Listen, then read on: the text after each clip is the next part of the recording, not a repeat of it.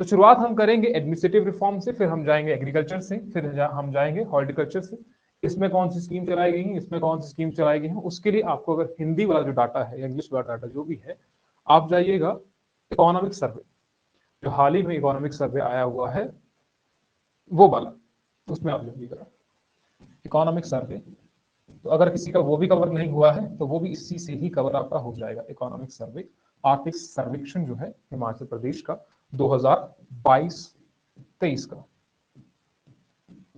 नहीं हुआ है यहां तक आपका कवर, क्योंकि पहले वाला सेक्शन तो मैंने कवर करवा दिया था। यहां तक किसी का कवर नहीं हुआ है तो आज वाले सेशन में हम कवर कर लेंगे। ठीक है, शुरुआत करें फिर, बताओ शुरू कर रहे हैं।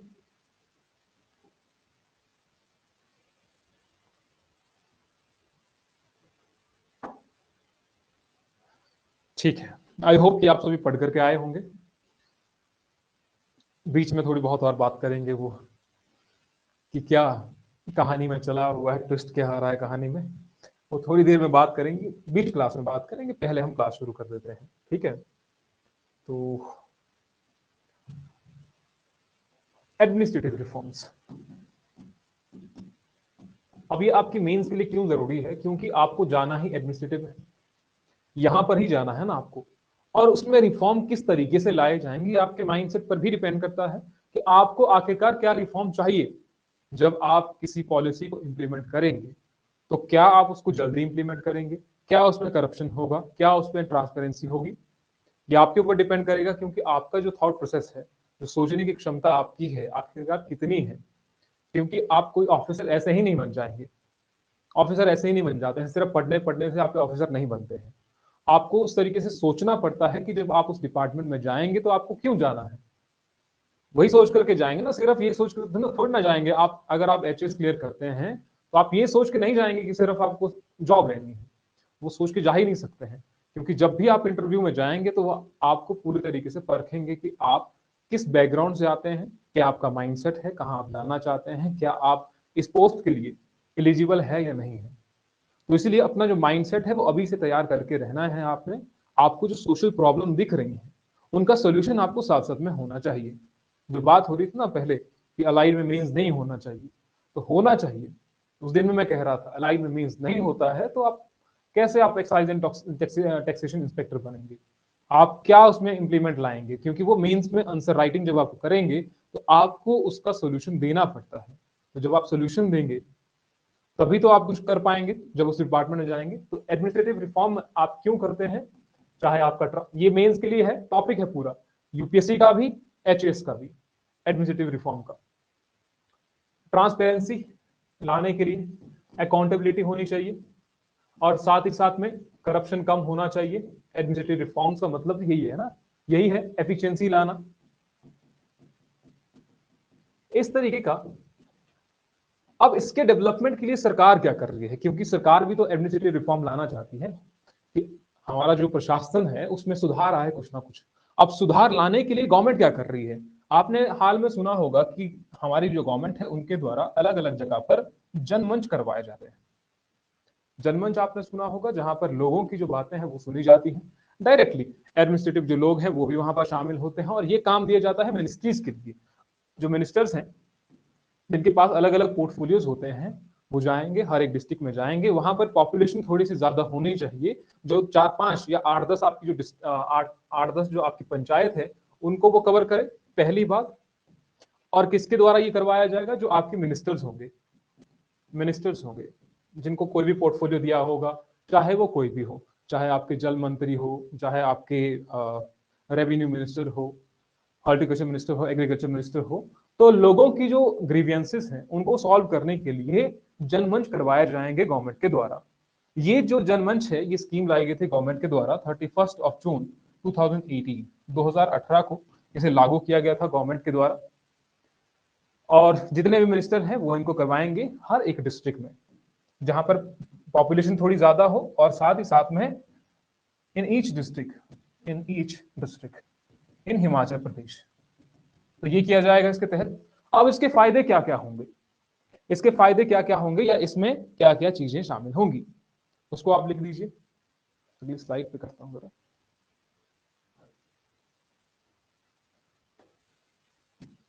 पहला, अगर मैं यहीं पर लिखूं, उन्हें आइडेंटिफाई करनी पड़ेगी पहले प्रॉब्लम्स, और उन्हें सॉल्व भी करना पड़ेगा। आइडेंटिफाई एंड रिजॉल्व, आर ही कर दो इसको, रिजॉल्व पब्लिक ग्रीवियंसेस। अब देखिए यहां पर आपको कोई डाटा नहीं मिल रहा है, क्योंकि ज्यादातर डाटा के लिए देखते हैं ना कि हमको तो डाटा चाहिए था, ये कब हुआ था, छोटे एग्जाम के लिए। लेकिन यहाँ पर आपको मेंस पॉइंट ऑफ व्यू से भी सोचना है। जो सब इंस्पेक्टर कर रहे हैं वो तो कीजिए ही, उनको हो सकता है ये वाला क्वेश्चन याद रखने की जरूरत नहीं है, उनको सिर्फ इतना याद रख लीजिए कब शुरू हुई थी, किसके लिए शुरू हुई थी, कौन इसको प्रिसाइड करता है, उतना सा याद रखिए। जो एचएस वाले हैं वो उनको थोड़ा सा डीपली जाने की जरूरत है। ब्यूरोक्रेसी और इलेक्टेड रिप्रेजेंटेटिव इसमें साथ नहीं होते हैं। पहला, जो इलेक्टेड रिप्रेजेंटेटिव है, आपने एमएलए देखे होंगे कहीं पर, एमएलए देखे होंगे और साथ ही साथ में उसके साथ ब्यूरोक्रेट भी देखे होंगे। तो ब्यूरोक्रेसी जो है वो भी इसके साथ में ही मिलेगी आपको, और इलेक्टेड रिप्रेजेंटेटिव जो है वो भी आपको इसमें साथ में ही मिलेंगे। दो चीजें, पहला identify and resolve the public grievances, bureaucracy plus elected representative, and reduce, क्या करेगा ये, reduce footfalls in government offices, in government offices, यानी कि गवर्नमेंट ऑफिसेस में आप जितना भी शोरगुल देखते हैं, या जितना भी आप लोग जाते हैं ना पूरा मिलकर के गवर्नमेंट ऑफिसर में जाएंगे, फिर बोलेंगे भाई हमारी ये प्रॉब्लम है, दूसरी ये कहेगा, तीसरा कुछ कहेगा, तो ज्यादा लोग गवर्नमेंट ऑफिस में ना जाएं, उनकी प्रॉब्लम सीधे ही सॉल्व हो जाए, तो ये भी इसका एक फायदा हो गया। साथ ही साथ में जो सर्विसेज है उनका अच्छी तरीके से मॉनिटर हो सके, वो भी है। मॉनिटर पब्लिक सर्विसेज कि वो इफेक्टिवली आगे सही तरीके से सभी लोगों तक पहुंच रही है कि नहीं पहुंच रही है, वो भी तो इसका एक मेथड हो गया। जनमंच में जाकर के किसी ने बोल दिया कि हाँ हमारी प्रॉब्लम ये है, ये सॉल्व नहीं हो पा रही है। इसमें क्या चीजें नहीं शामिल होती हैं, ये बहुत जरूरी होता है। इसमें क्या नहीं हो सकता है, इसमें आप एम्प्लॉयमेंट का मुद्दा नहीं उठा सकते हैं। आप गए, हमको नौकरी चाहिए, नौकरी चाहिए, नहीं जा सकते हैं। तो एक तो आपने इसमें देखा होगा एम्प्लॉयमेंट का जो हिस्सा है वो इसमें चल नहीं सकता है, उसका डिस्कशन यहां पर नहीं होगा। कहीं पर आपने रिसेंटली में देखा होगा जब लोकमंच चला हुआ था, ये जनमंच चला हुआ है और पीछे से लोगों ने चिल्लाना शुरू कर दिया, है ना। तीसरा है reduce footfalls in government offices, government offices में फुटफॉल्स को डिक्रीज करना, ठीक है। और क्या था, हाँ एम्प्लॉयमेंट का किस्सा आपने देखा होगा, हाल ही में कांगड़ा में हुआ था ये किस्सा, शायद जहां तक मुझे याद है। इसकी कुछ रील भी वायरस हुई है, वीडियो वायरल हो गई इसकी, जहां पर लोग चिल्ला रहे थे कि हमें नौकरी दे दो। आज भी स्थिति वही है कि हमें नौकरी दे दो, नौकरी नहीं मिल रही है। तो आज भी किस्सा वही है। अब जनमंच अभी तक तो हुए नहीं ऑर्गेनाइज, अभी होंगे क्या पता। एम्प्लॉयमेंट का इस मुद्दा यहां पर नहीं उठ सकता है। कोई नई स्कीम अगर आपको चलानी है वो भी इसमें नहीं हो सकती है। गवर्नमेंट स्कीम का मुद्दा यहां पर नहीं उठ सकता है, ये वाला यहां पर नहीं उठ सकता एम्प्लॉयमेंट का। अगर कोई कोर्ट केस है, कोर्ट केस है, वो भी यहां पर नहीं होगा। जनमंच में आपने लिखना है पूरा यहां पर कि ये वाली जो चीजें हैं ये वहां पर नहीं हो पाएंगी, ये जनमंच में नहीं हो पाएंगी। जैसे कि एम्प्लॉयमेंट हो गया, एम्प्लॉयमेंट का हो गया, न्यू स्कीम हो गई, या कोई कोर्ट केस हो गए, या किसी चीज का इनॉग्रेशन हो गया, इनॉग्रेशन हो गया, वो भी नहीं हो सकता है। तो ये सब चीजें जनमंच जब होता है तो वहां पर ये चीजें नहीं होती हैं। डन। नेक्स्ट, नेक्स्ट जो स्कीम है दैट इज योर मुख्यमंत्री सेवा संकल्प हेल्पलाइन। इसमें ज्यादा याद रखने की जरूरत नहीं है। मुख्यमंत्री सेवा संकल्प हेल्पलाइन, बस इसका याद रखना है कि जो टोल फ्री नंबर है वो क्या है टोल फ्री नंबर इसका, मुख्यमंत्री सेवा संकल्प हेल्पलाइन। हिंदी में यही लिखिएगा, मुख्यमंत्री सेवा संकल्प हेल्पलाइन क्या है बताओ। 1200 भी लिखा है किसी ने, चलो ठीक है, गुड। तो यह है आपका 1100। पब्लिक जो है, आम लोग जो है वो डायरेक्टली अपनी प्रॉब्लम्स बता सकते हैं इस टोल फ्री नंबर पर फोन कॉल करके, या फिर मेल के द्वारा भी कर सकते हैं। तो public can register their grievances या फिर देयर प्रॉब्लम जो भी है लिख सकते हैं इसमें 1100 में फोन करके। एक पोर्टल है HP माई गवर्नमेंट, my.gov.in। इस वेबसाइट पर आप जब जाएंगे, ये एक पोर्टल है, इस तरीके के पोर्टल भी याद रखिएगा। ये भी किसके लिए है? ये भी सॉल्व करने के लिए है। तो ये सभी के सभी क्या कर रहे हैं? आपके एडमिनिस्ट्रेशन को और ज्यादा स्ट्रॉन्ग कर रहे हैं ना। जब आपकी कुछ प्रॉब्लम है, आप किसी डिपार्टमेंट में पहुंचे, लेकिन आपकी डिपार्टमेंट की बात ही नहीं सुनी जा रही है। वहां पर हमारे एक दोस्त थे हाल ही में जो इग्नो से कर रहे थे, कुछ इग्नो से कर रहे थे, लेकिन उनकी बात ही नहीं उठा रहा, तो बात ही नहीं कोई सुन रहा है। या किसी और चीज की, मान लीजिए यूनिवर्सिटी में आपका कोई काम नहीं सुन रहा है, किसी और जगह पर आप गए, पब्लिक ऑफिस में गए, लेकिन आपकी बात ही कोई नहीं मान रहा है। वो तो एडमिनिस्ट्रेटिव है ना, उसका तो काम है प्रशासन में सुधार लाना या प्रशासनिक काम करना, उसका एक कर्तव्य है, उसको करना ही पड़ेगा जब आप वहां पर जाएंगे। लेकिन अगर वो मना करता है तो फिर आप कहां पर जाएंगे? एडमिनिस्ट्रेटिव को मजबूत करने के लिए आप उनसे कहेंगे कि हम अभी 1100 पर कॉल कर रहे हैं, आपने ये कह दिया तो थोड़ा सा डर का माहौल बन जाएगा कि सीएम साहब से हमारी डायरेक्टली ये हो जाएगी। तो इसीलिए वो सॉल्व करना चाहेगा आपकी प्रॉब्लम को। फिर तो एडमिनिस्ट्रेटिव स्ट्रांग हुआ ऑटोमेटिकली। वैसे ही आपका HP माई गवर्नमेंट जो पोर्टल है, ये पब्लिक और सिटीजन के बीच में, सॉरी सिटीजन और गवर्नमेंट के बीच में, सिटीजन और गवर्नमेंट के बीच में पार्टनरशिप बिल्ड करने के लिए एक सही प्लेटफॉर्म है। इस तरीके से आपको जो डेफिनेशन मिलेगी ना, platform to build a partnership between, a platform to build, platform to build partnership between citizen and government, उनके बीच में सही तरीके की पार्टनरशिप बनाने के लिए। अब जितने भी है गवर्नमेंट को, अगर मान लीजिए आपको फीडबैक देना है, किसी भी सर्विसेज पर आपको अपना फीडबैक देना है, तो यहाँ पर आप जाकर के दे सकते हैं। अगर आपको लगता है कि आपको कुछ सजेशन दे रहे हैं, तो सजेशन भी आप यहाँ पर जाकर के दे सकते हैं। सजेशन दे दीजिए, यहाँ पर जाकर के फीडबैक दे सकते हैं किसी भी पब्लिक सर्विसेज से रिलेटेड, है ना। क्या कह रहे हैं? अच्छा ठीक है, तो ये हो गया। देन हर एक ऑफिस में आप अब देखेंगे कि आपकी जो फाइल है, अब फाइल इस तरीके से नहीं जाती है ऑटोमेटिकली कि यहां से फाइल जाएगी फिर अगले ऑफिस में जाएगी। अब मान लीजिए आपके अपने डिस्ट्रिक्ट में कहीं पर फाइल पड़ी हुई है, अब आपको वो ऐसे नहीं भेजेंगे ना, ये लीजिए फाइल है, अब इसको आपको कांगड़ा से शिमला पहुंचाना है, तो हो सकता है वो 10 दिन लगे पहुंचने में, 3 दिन लगे, 1 दिन लगे।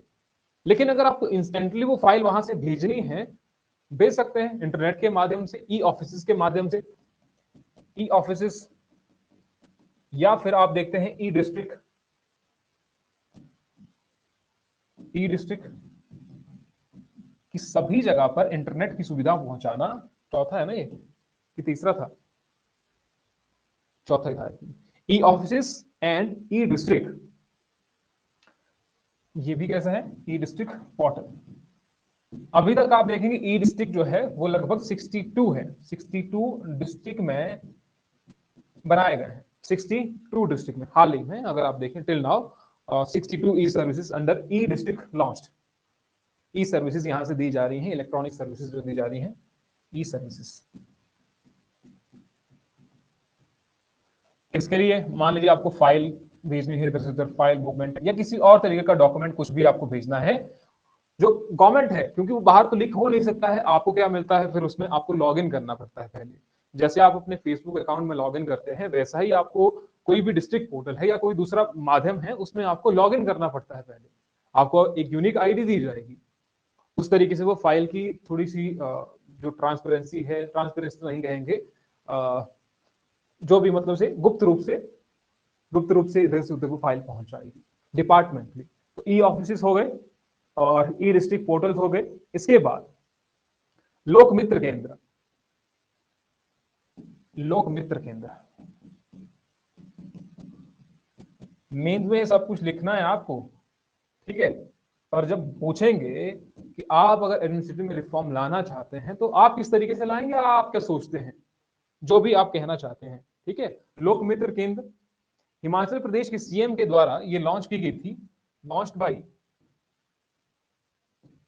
CM of Himachal Pradesh on 8 मई 2001। तो 8 मई 2001 को इसकी शुरुआत की गई। और लोक मित्र केंद्र में होता क्या है, आपको सर्विसेज ही तो दी जाती है ना।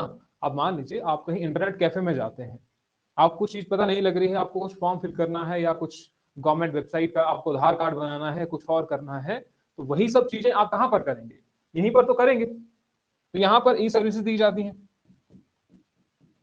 अब लोक मित्र केंद्र के बारे में तो आप सभी को पता ही है ना कि क्यों होता है ये, आखिरकार शुरुआत क्यों हुई थी। तो गवर्नमेंट रिलेटेड जितनी भी इंफॉर्मेशन है वो आपको यहाँ पर मिल जाएगी, गवर्नमेंट रिलेटेड इंफॉर्मेशन हो। तो ये लोक मित्र केंद्र क्या कर रहे हैं, ये कर रहे हैं, ये गवर्नमेंट की जो जितनी भी सर्विसेज है उसको प्रोवाइड करवा रहे हैं सिटीजन्स को। क्योंकि सिटीजन्स को अभी तक पता नहीं था ऑनलाइन के माध्यम से, अब हर एक व्यक्ति को तो इंटरनेट का पता नहीं है। जो अनपढ़ व्यक्ति हैं अभी तक के लिए, अब एज दूसरी पहुंचेगी वो तो अलग है, लेकिन अभी तक जो एज चल है, जो अनपढ़ है उनको नहीं पता है, तो लोक मित्र केंद्र में जाएंगे, उनको वहां पर इंफॉर्मेशन दी जाएगी, फिर जाकर के वो काम कर सकते हैं अपना वहां पर। ठीक है। अब क्यों ये यहाँ पर 2001 में ही शुरू हुआ, क्योंकि 2001 में ही आपकी एक पॉलिसी आती है। कौन सी पॉलिसी आती है 2001 में, कौन सी पॉलिसी आई, एनीवन? हिमाचल प्रदेश में 2001 में कौन सी पॉलिसी आई?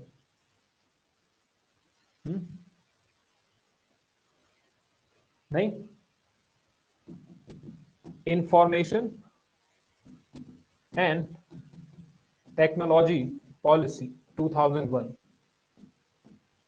2001 में ये पॉलिसी आई। ठीक है। उसके बाद लिखिए दूसरा, वो तो आपको पता ही है, हिमाचल प्रदेश पुलिस वेब पोर्टल। अगला लिखिए जरा, एक मिनट जरा, Himachal Pradesh police web portal. अगला जो इसी में आप लिखेंगे 22,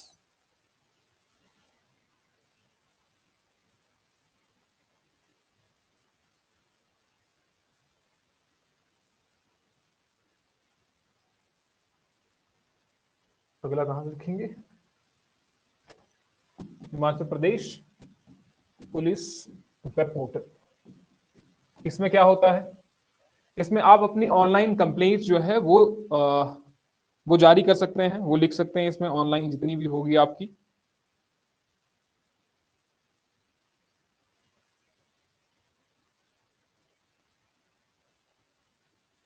ठीक है।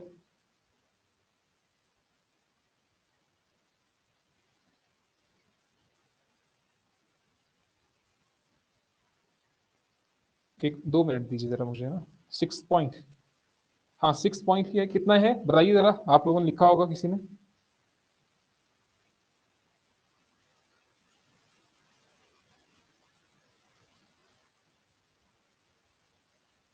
किसी ने अगर लिखा होगा तो।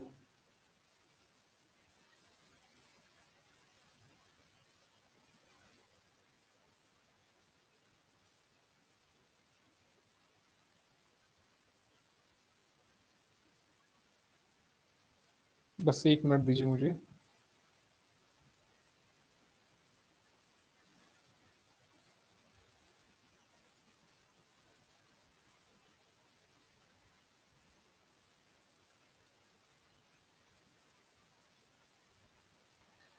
ठीक है, हिमाचल प्रदेश पुलिस वेब पोर्टल आप लिख दिया। ऑनलाइन रजिस्ट्रेशन कर सकते हैं अपनी कंप्लेंट का, अपनी एफआईआर को ऑनलाइन सर्च कर सकते हैं, ऑनलाइन सर्च ऑफ एफआईआर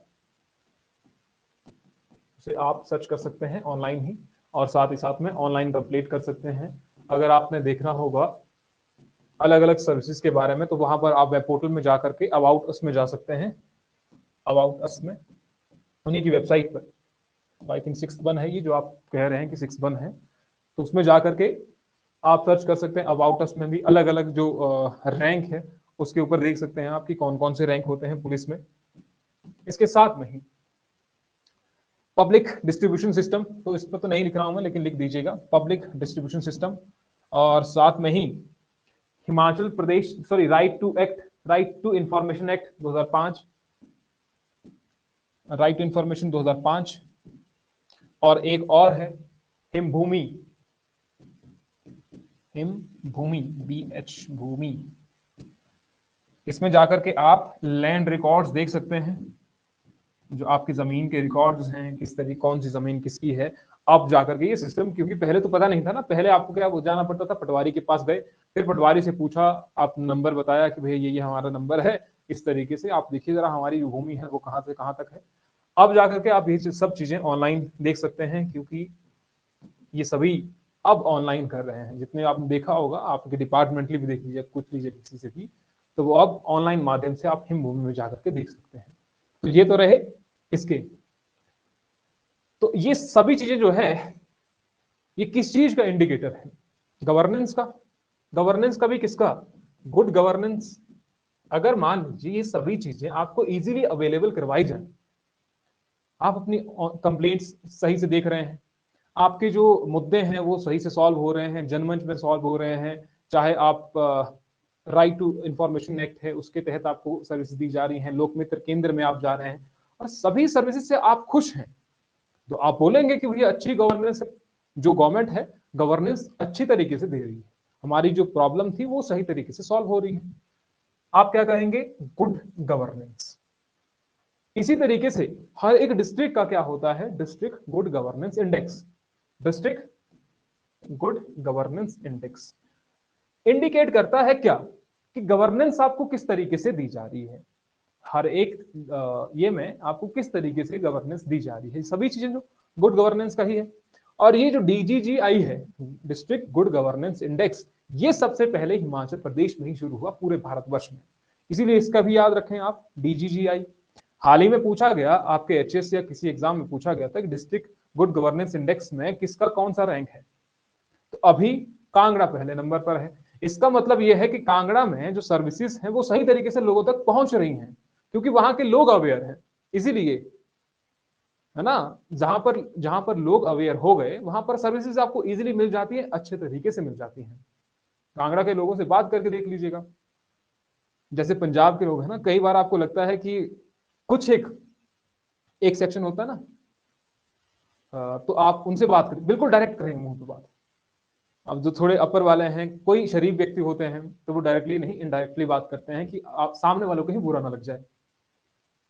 लेकिन मैंने कई ऐसे व्यक्ति देखे कांगड़ा के भी, मुंह पे बोल देते हैं, जो बोलना होगा बोल देते, सोचते नहीं है अगले वाले को क्या क्या होगा, है ना। देखा देखा होगा आपने। तो यानी कि जो मुंहफट है, जो मुंह पे बातें बोल रहा है, तो वो तो पब्लिक सर्विस सर्वेंट को भी बोल सकते हैं कि भाई तुम्हारा ये काम है, तुम क्यों नहीं कर रहे हो, है ना।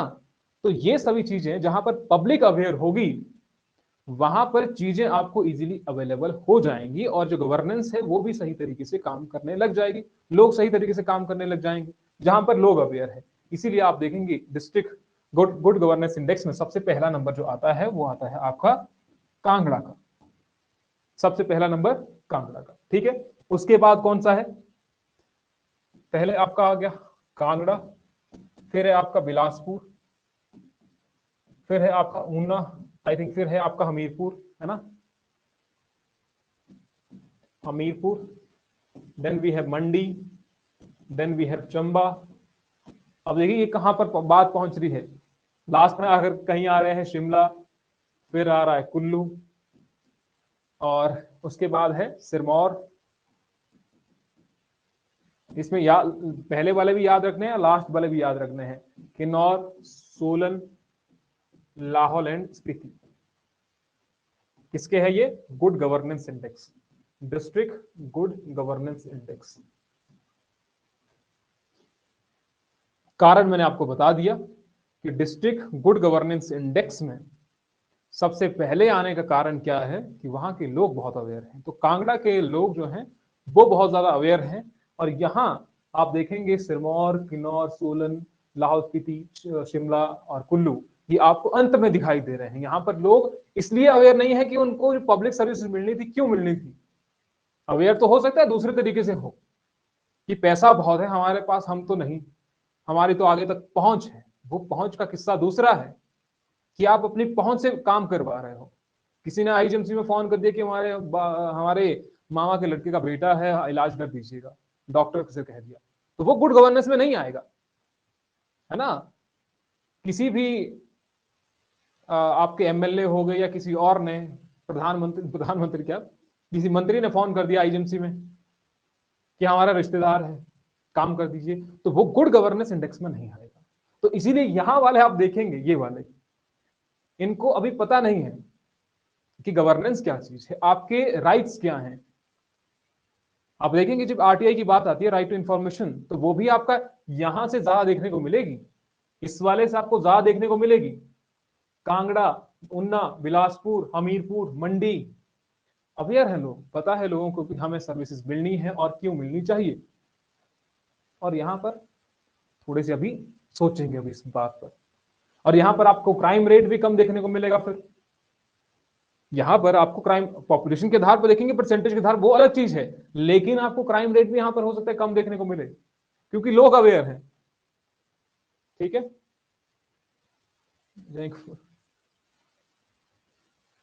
ठीक है।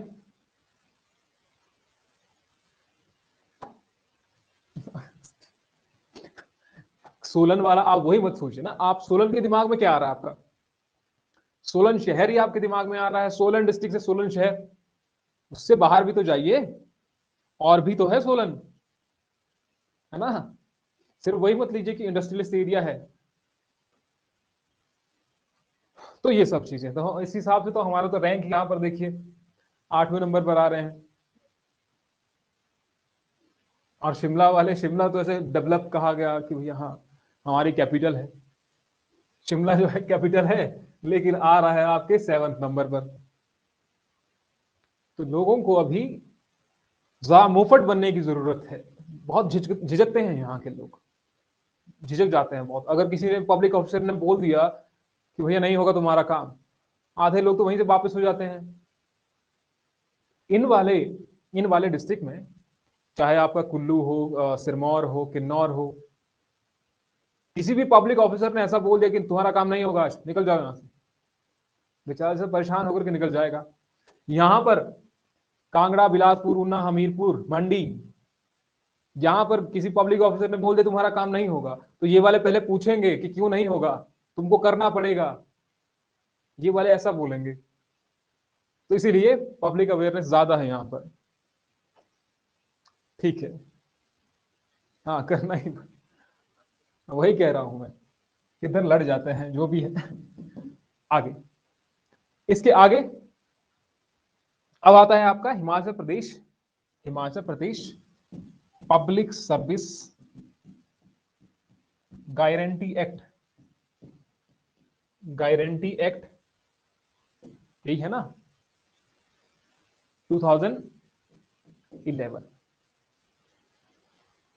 Himachal Pradesh public service guarantee act 2011। अब ये क्या चीज है, क्वेश्चन क्या पूछा गया कि इसके अधीन कितनी सर्विसेज दी जा रही हैं। गारंटी किस चीज की दे रहा है, गारंटी दे रहा है टाइम बाउंड सर्विसेज की। किसकी, टाइम बाउंड सर्विसेज, कि आपको इस टाइम के भीतर भीतर आपको सर्विस दी जाएंगी, कितने समय के भीतर आपको सर्विस दी जाएंगी, टाइम बाउंड सर्विसेज या time bound delivery of services, कि इस टाइम में आपको सर्विसेज दी जाएंगी। साथ ही साथ में जो पब्लिक ऑफिसर है, अगर ये करता है कि नहीं आज नहीं होगा, कल नहीं होगा, परसों होगा, परसों होगा, तो उसको पनिश भी किया जा सकता है,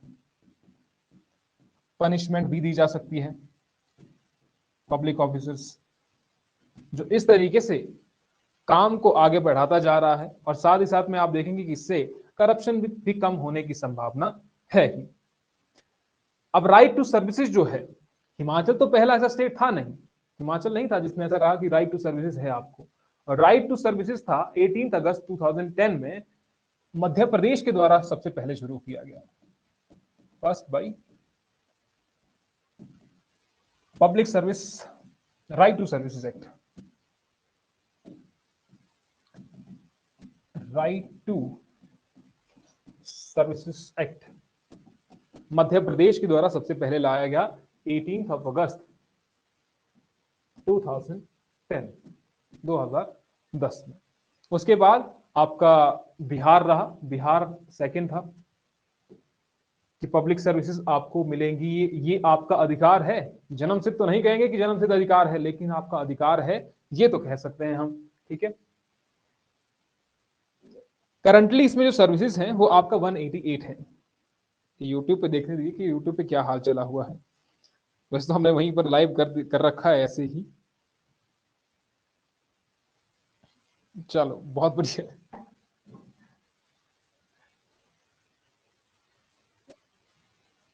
ठीक है, क्या नहीं बोलते हैं, कोई नहीं बोलता है। करंटली जो है 188 सर्विसेज है, 188 टाइम बाउंड सर्विसेज। अब इसमें 188 में क्या आ सकता है, जैसे कि आपको कुछ सर्टिफिकेट बनाना हो, जैसे कि आपको कुछ राशन कार्ड बनाना हो, आधार कार्ड बनाना हो, पैन कार्ड बनाना हो, कुछ भी आपको वाटर कनेक्शन लेना हो, बीपीएल सर्टिफिकेट बनाना हो, वाटर कनेक्शन बनाना है, बीपीएल सर्टिफिकेट बनाना है, आपको इनकम सर्टिफिकेट बनाना है, इस तरीके के अलग अलग टाइम बाउंड सर्विस मतलब से ये आपको मिलनी चाहिए। जैसे कि आपको अगर रजिस्ट्रेशन करवाना है, बर्थ का करवाना है, डेथ का करवाना है, मैरिज का करवाना है, तो वो 2 दिन के अंदर अंदर होना चाहिए। कितने दिन के अंदर? 2 दिन के अंदर। मैरिज, मैरिज का सर्टिफिकेट बनाना है, डेथ सर्टिफिकेट बनाना है। ठीक है, और क्या कहा था मैंने? डेथ, मैरिज, बर्थ, है ना, इन सभी का बनाना है तो आपको 2 दिन का टाइम होगा।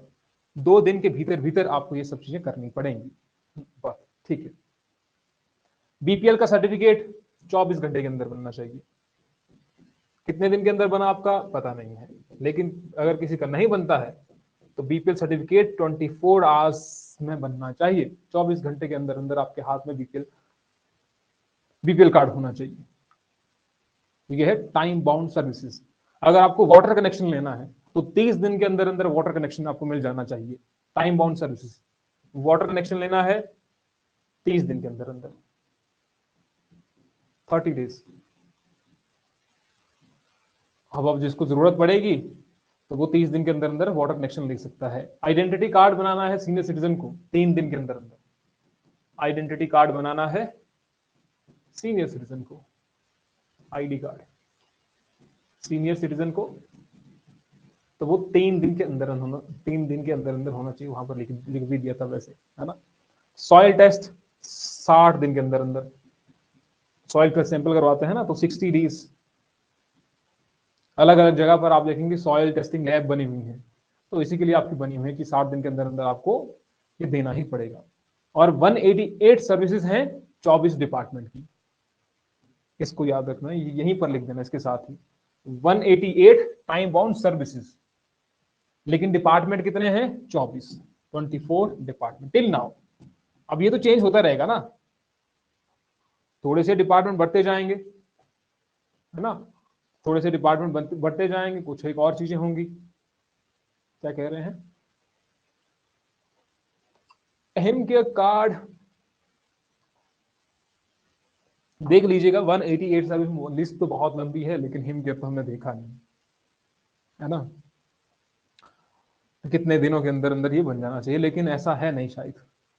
हिम केयर कार्ड ऐसा है नहीं शायद, है ना,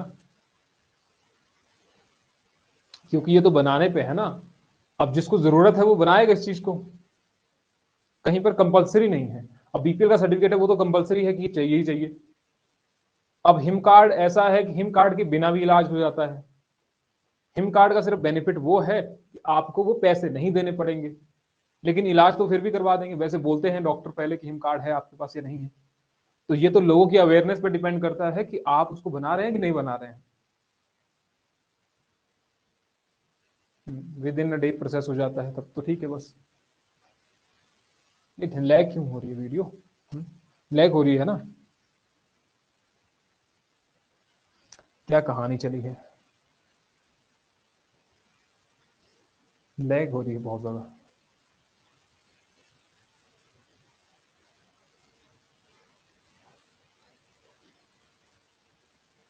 अभी ठीक है, अभी ठीक है शायद। अब इस सभी चीजों के लिए आपको एक सीएम डैशबोर्ड दिखाई देगा। सीएम डैशबोर्ड बनाया गया है वेबसाइट पर हमने की, सीएम डैशबोर्ड, ताकि सीएम साहब खुद ही इफेक्टिवली देख पाए कि जो सर्विसेज हैं वो सही तरीके से लोगों तक पहुंच पा रही है या नहीं पहुंच पा रही है। वो एक मुद्दा है, देखने का मुद्दा है। अब कौन करे या नहीं करे आइडिया नहीं है, ठीक है, करते हैं कि नहीं करते हैं सीएम डैशबोर्ड के तहत, उसका नहीं आइडिया। अभी नहीं हो रही है ना?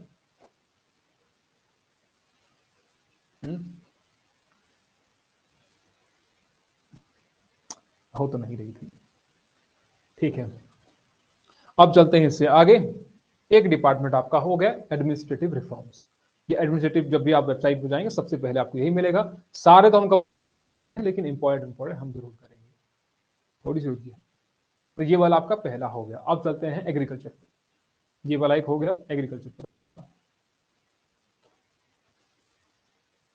अब आपको हिंदी वालों को कहीं पर दिक्कत आ रही होगी, लिखने में दिक्कत आ रही है, कुछ भी देखने, इकोनॉमिक सर्वे निकालिए, सेम चीज आपको वहां पर मिल जाएगी, ठीक है। सेम ही चीज आपको वहां पर मिल जाएगी। जो आपको पता नहीं लग रहा है वहां पर देख लीजिए या मुझे बता दीजिएगा। इकोनॉमिक सर्वे देख लीजिए, डाउनलोड कर लीजिए, वेबसाइट पर डाउनलोड कर सकते हैं आप, है ना। और फिर मुझे मत कहिए कि अभी इकोनॉमिक सर्वे भेज देना है। इकोनॉमिक सर्वे आपके पास होना चाहिए अभी कभी। अब चलते हैं हम एग्रीकल्चर से। अब हमें पढ़ना क्या है इसमें? ऑब्वियस सी बात है कि हमें कुछ स्कीम्स के बारे में पढ़ना है, गवर्नमेंट स्कीम्स के बारे में पढ़ना है। वो कुछ स्टेट स्पॉन्सर्ड होंगी या कुछ सेंटर स्पॉन्सर्ड स्कीम होगी, वो बाद में आएगा हिस्सा। लेकिन पहले मुझे आप ये बताइए कि हिमाचल प्रदेश में एग्रीकल्चर का जीडीपी में कितना हिस्सा, एग्रीकल्चर का जीडीपी में कितना हिस्सा है बताओ। यहाँ की जो 90% रूरल पॉपुलेशन है, 90% रूरल पॉपुलेशन है, डिपेंड्स अपॉन एग्रीकल्चर, है ना। बताइए बताइए, आप बताइए उतने में।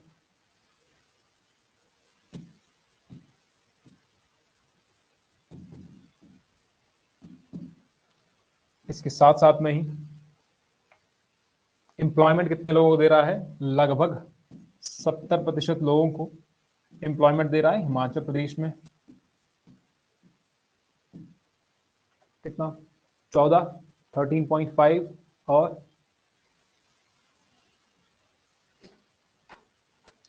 13.5।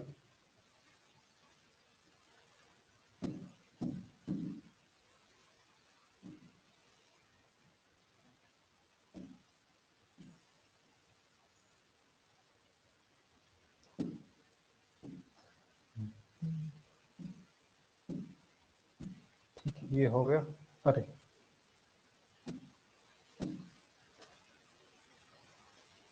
बताया किसी ने अप्रोक्सीमेटली 14%, ठीक है। Nearly 13.62%, nearly 13.62% of state GDP. अगर एवरेज होल्डिंग देखी जाए, एवरेज होल्डिंग बता सकता है कोई कि लोगों के पास अगर औसतन देखा जाए, औसतन भूमि जो है वो कितनी है? औसतन भूमि हिमाचल प्रदेश में अगर देखा जाए तो कितनी है?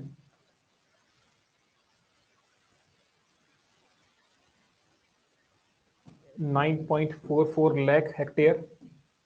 बताओ बताओ आप उतने में। 9.44 lakh hectare land under cultivation. इतनी भूमि यानी कि 9.44 लाख हेक्टेयर जो भूमि है वो अंडर कल्टीवेशन है।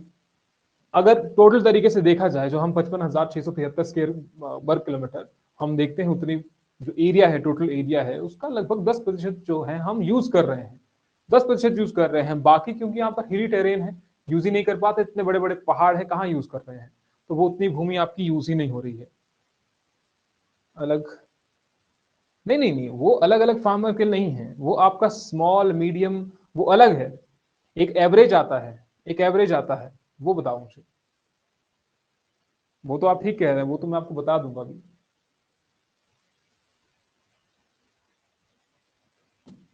10% of total area is under cultivation। सिर्फ हम 10% यूज कर रहे हैं, नहीं आइडिया है। 0.95 सुना है कहीं पर, जो एवरेज है। अगर यहां पर लिखा जाए मार्जिनल और स्मॉल फार्मर जो हैं उनके पास लगभग 88.86 ऑफ टोटल लैंड है। मार्जिनल एंड स्मॉल फार्मर 88.6% इनके पास, मार्जिनल एंड स्मॉल फार्मर के पास। फिर आपका मीडियम फार्मर जो है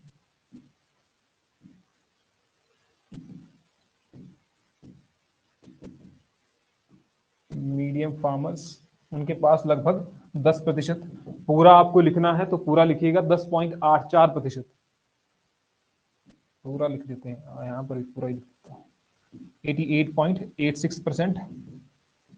10 पॉइंट कितना बताया हमने, 10.84% ऑफ टोटल लैंड होल्डिंग।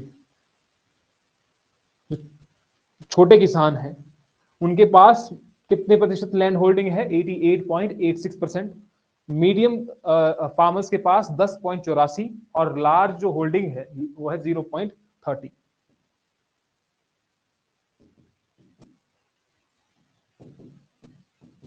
अब मैंने आपसे जो क्वेश्चन पूछा था कि एवरेज कितना है, अगर एवरेज देखा जाए कि हर एक इंसान के पास लगभग कितनी भूमि है टोटल, ये ना देखा जाए कि बड़े के पास, फार्मर के पास कितनी भूमि है, छोटे के पास कितनी है, मीडियम के पास कितनी है। अगर हम एवरेज देखें, एवरेज लैंड होल्डिंग क्वेश्चन आया हुआ है, ये एवरेज लैंड होल्डिंग कितनी है, तो 0.95 हेक्टेयर क्वेश्चन आया हुआ है, इंपॉर्टेंट है। और एक हेक्टेयर जो होता है वो लगभग 3.89 बीघा के आसपास होता है हिमाचल प्रदेश में, क्योंकि ये वैल्यू जो है वो वेरी करती रहती है स्टेट टू स्टेट। बहुत इंपॉर्टेंट डाटा है, याद रखना एग्जाम के लिए, जो आने वाला एग्जाम है। तो ये है हिमाचल प्रदेश में एग्रीकल्चर की स्थिति। डन। तो अब चलते हैं यहाँ की जो स्कीम्स हैं उनके ऊपर चलते हैं। यहां पर आप देखेंगे जो स्टेट स्पॉन्सर्ड स्कीम्स हैं हिमाचल प्रदेश में, एक आपकी स्टेट स्पॉन्सर्ड स्कीम होगी और दूसरा आपका सेंट्रल स्पॉन्सर्ड स्कीम होगी। हर एक में ऐसा होता है, जितना भी आप डिपार्टमेंट देखेंगे मैक्सिमम डिपार्टमेंट में एक आपकी स्टेट की स्कीम होगी, दूसरा आपका सेंट्रली स्पॉन्सर्ड स्कीम होगी। होता है ना, कहीं पर आपने देखा होगा कि 90 और 10 है, 90% और 10%, कि 90 जो है वो सेंट्रल सरकार के द्वारा दिया जाएगा और स्टेट गवर्नमेंट के द्वारा 10% दिया जाएगा। तो वो होती है सेंट्रली स्पॉन्सर्ड स्कीम। कुछ एक स्कीम ऐसी होती है जो सिर्फ और सिर्फ स्टेट के द्वारा ही चलाई जाती है, तो वो देखेंगे हम पहले, स्टेट स्पॉन्सर्ड स्कीम्स। डन।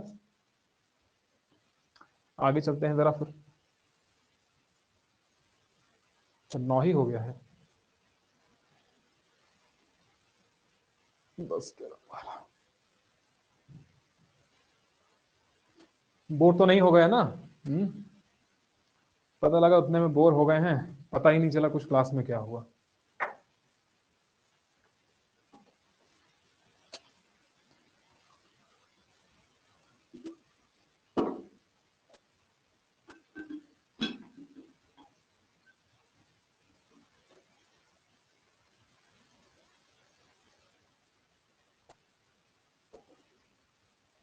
क्या कह रहे हैं? यही ऑप्शन है हमारे पास कि भैया क्लास तो लगानी पड़ेगी मजबूरी में, और तो कुछ नहीं कर सकते, है ना? यही बोल रहे हैं।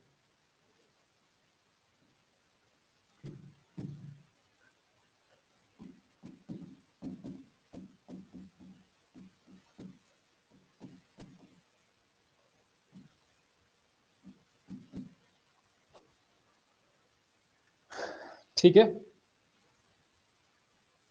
तो हमारे पास है स्टेट स्पॉन्सर्ड स्कीम्स पहले, सबसे पहले, उसके बाद हम देखेंगे सेंट्रली स्पॉन्सर्ड स्कीम्स, क्योंकि एग्जाम तो आ नहीं रहे हैं। कोई किसी ने बात भी नहीं की होगी जो निखिल जा रहे थे, मैंने बोला भी था किसी को कि अगर कोई शिमला में है तो उनके साथ चली जाइए। वो किसी किससे मिलने ही जा रहे थे, वो मुझे याद नहीं आ रहा किससे मिलने जा रहे थे, सीएम साहब के साथ मीटिंग थी शायद, कुछ ऐसा। तो एग्जाम आने की संभावना तो है नहीं अभी के लिए, पता नहीं कब आएंगे एग्जाम। अब तो हम भी थक गए हैं कब बोलते बोलते, एग्जाम आ रहे हैं आ रहे हैं आ रहे हैं, पता नहीं कब आ रहे हैं। आ भी रहे हैं कि नहीं आ रहे मुझे नहीं पता, है ना। आएंगे कब आएंगे उसका भी नहीं आइडिया है। कंडक्टर की निकाली हुई है, कंडक्टर का भर लो, और कुछ नहीं बोल सकता हूँ, है ना। कंडक्टर लग जाना सबने, तो इसके अलावा तो कोई ऑप्शन है नहीं। आ जाएंगे शायद, क्योंकि देखिए हमने कोशिश की थी कि आप सभी के लिए सोशल मीडिया पर कैंपेन चलाया जाए, तो हमने ग्रुप में भी भेजा था, आप लोगों को भी भेजा था। अब कोई रिस्पॉन्स आया नहीं, तो जबरदस्ती हम भी क्यों हेडेक ले, है ना। अपने लिए तो नहीं कर रहे हैं कि हाँ, हिस्सा तो सभी का है, तो जरूरी क्यों हेडेक लेनी फिर, है ना। कि ऐसे ही सोशल मीडिया पर कैंपेन चला दिया, बाकी सब गायब रहे। नहीं, ग्रुप का तो मुझे भी आइडिया नहीं है, लेकिन उस बात पर डिस्कशन ही नहीं हुई उसके बाद कि ऐसा कुछ करना है।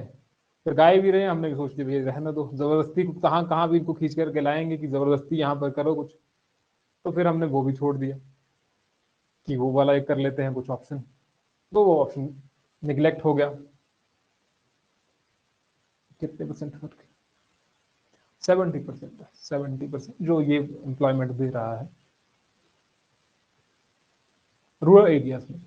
रूरल एरियाज में हॉलीडेज, हॉलीडेज कब हुई आपको? सैटरडे एक ही तो छुट्टी हुई, है ना। सरकार फिर से चेंज होगी, जिस हिसाब से काम चल रहा है उस हिसाब से तो लगता ही है कि भैया सीएम साहब गए हैं ऊपर।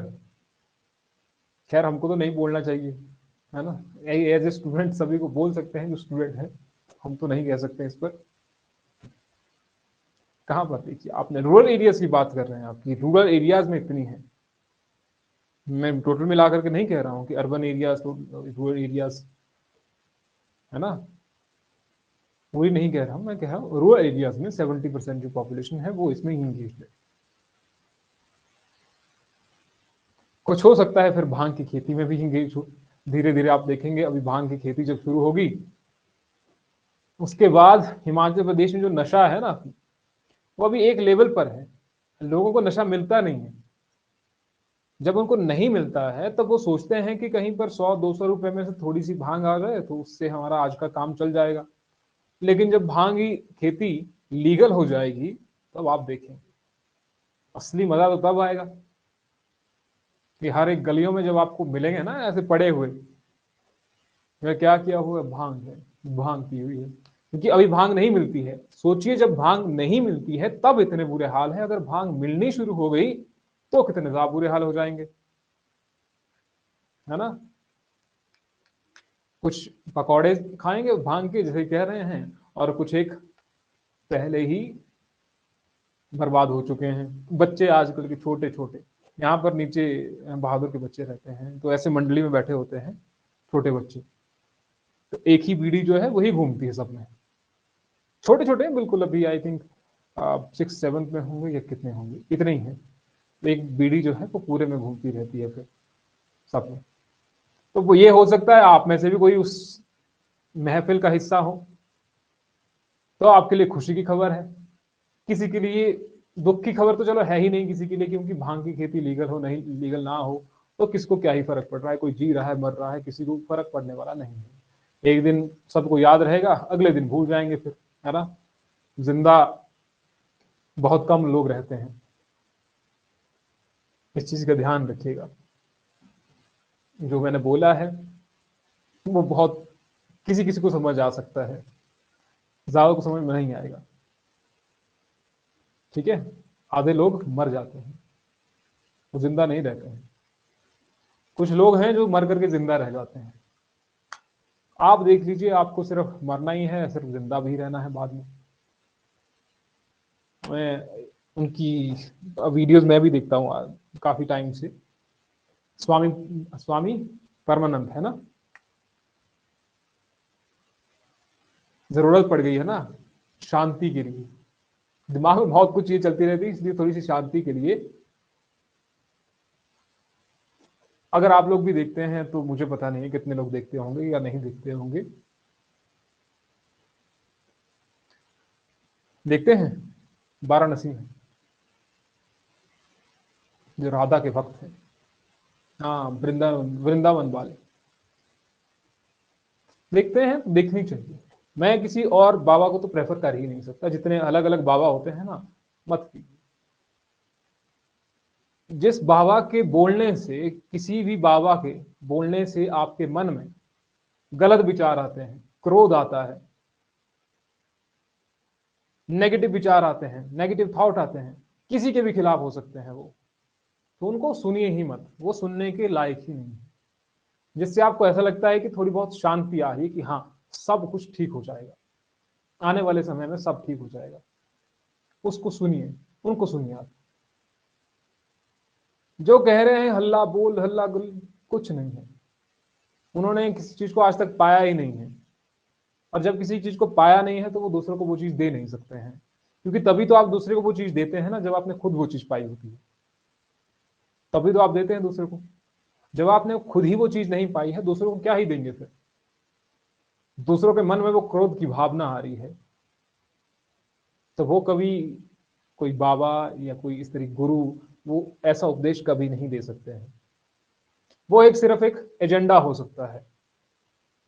फिर दूसरे जो बाबा हैं उनकी वीडियोस कभी कभी वायरल होती हैं, हमारी एज के हैं, हमारी तो नहीं, हमसे छोटे हैं शायद, है ना, तो बहुत हल्ला चलता है कि ये लिख करके दे दिया, लो पढ़ो इसको, है ना, समझ गए आप, ठीक है। मुझे पता लगा यहाँ पर भी उनके भक्त हैं कोई, वो कल दिन हमारे ऊपर ही कर दिया कुछ, है ना। हो सकता है यहाँ पर भी हो, क्लास में भी हो कुछ भक्त जो कल दिन जाएंगे पर्चा छपवाने की हमारी जॉब नहीं लग रही है ना। केसेस, इसमें कुछ केसेस वाला तो है नहीं, जो है सच है वो सच है, उसको आप नहीं नकार सकते हैं, जो है सच वो है ही, ठीक है। चलो जो भी है, कहानी को आगे करते हैं जरा।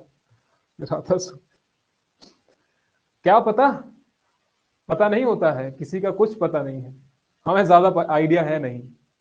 6 मत देखे, उनको जाकर के पूछेगा, पर्चा छपवाइएगा कि हमें हमें जो है वो जॉब लगेगी कि नहीं लगेगी, ये पूछेगा पर्चा छपवा करके यार। तो ये कर सकते हैं आप लोग। अच्छा, हम बात कर रहे थे स्टेट स्पॉन्सर स्कीम्स की, तो उसमें सबसे पहले आपकी आती है मुख्यमंत्री कृषि कोष योजना। मुख्यमंत्री कृषि कोष योजना, हिंदी में भी ऐसे लिखिए और इंग्लिश में भी वैसे ही लिखिए, मुख्यमंत्री कृषि कोष योजना। शुरुआत की गई 2018 में, और इसकी शुरुआत क्यों होती है, यही नाम से ही थोड़ा बहुत देख लीजिएगा, मुख्यमंत्री कृषि कोष योजना। और ये किसके लिए चलाई गई, farmers producers organisations, for farmers producers organisation. अब इसका मतलब क्या होता है, फार्मर्स प्रोड्यूसर ऑर्गेनाइजेशन, इन्हें कहते हैं एफपीओस। छोटे जो किसान हैं, जो किसी चीज का प्रोडक्शन कर रहे हैं, किसी भी चीज का प्रोडक्शन कर रहे हो, छोटे मझले किसान जो है 5-6 मिल जाएंगे, अपने आप को रजिस्टर करवाएंगे, और उन्हीं को आप कहेंगे फार्मर्स प्रोड्यूस ऑर्गेनाइजेशन, कुछ एक लोग, यानी कि लीगल एंटिटी बन जाती है फिर। तो इन्हीं के लिए कुछ एक मशीनरी प्रोवाइड करवाने के लिए, अगर इनको कुछ दिक्कतें आ रही है, 5 लाख 6 लाख इस तरीके से कुछ एक पैसे दिए जाते हैं उनके लिए, तो एक छोटी सी संस्था बन गई। उनको दिक्कत आ रही है, मान लीजिए मशीनरी में दिक्कत आ रही है, तो इनके द्वारा कुछ सब्सिडी दी जाएगी। अगर किसी तरीके के इंसेंटिव है वो इनको देने हैं, तो वो इनको दिए जाते हैं। यानी कि फायदे की ही बात है कि एफपीओस, फार्मर प्रोड्यूसर ऑर्गेनाइजेशन को कुछ एक फैसिलिटीज दी जा रही हैं, जिनको लोन दिया जाता है। ग्रेडिंग पैकिंग मशीन हो, या लिख ही देता हूं, ग्रेडिंग पैकिंग मशीन हो गई,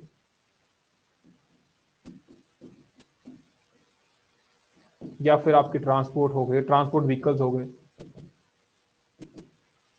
गवर्नमेंट के द्वारा मुख्यमंत्री कृषि कोष योजना तो इसी के लिए चलाई गई है। स्टोरेज फैसिलिटीज हो वो भी प्रोवाइड करवाई जाती हैं एफपीओस के लिए। दूसरी जो स्कीम है, दैट इज योर राज्य क्रांति, क्रांति है राज्य कृषि यांत्रिकरण। राज्य कृषि यांत्रिकरण कार्यक्रम या योजना। कार्यक्रम, अब आप समझ ही गए होंगे कि क्या इसका मतलब है।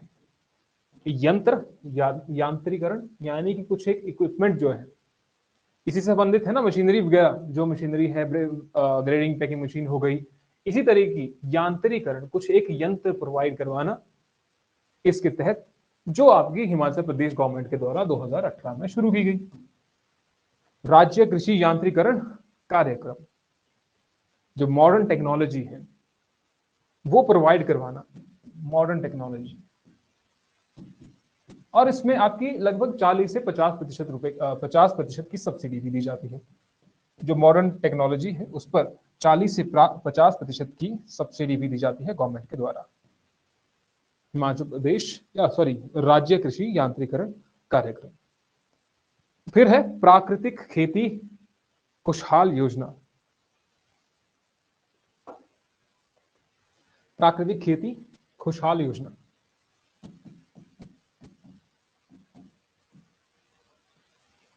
खुशहाल तो लिख देंगे ना, खुशहाल, खुशहाल।